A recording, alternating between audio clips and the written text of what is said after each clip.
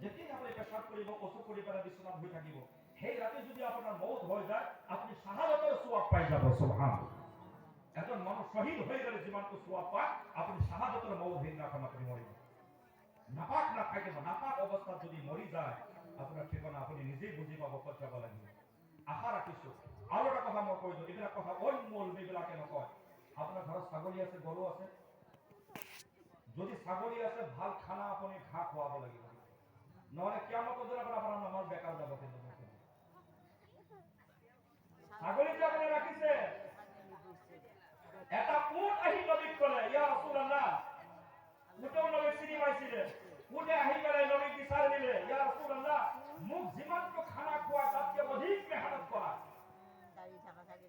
সেই উটৰ মালিকক নবী মাতি পেলাই ক'লে এই তোমার নামাজ রোজা হজ যাকাত সব বেকার যাব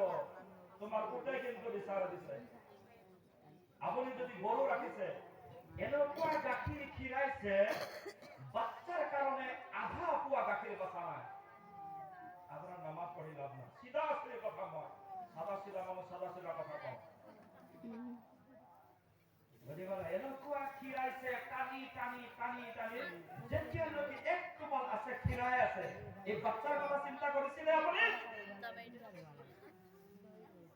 আপোনাৰ লাগে পইচা এই গাইজনে যে এই সিমৰণে যে খাব পৰা নাই আপনি কিয়ামতৰ দিনা আল্লাহর আদালতে কি জবাব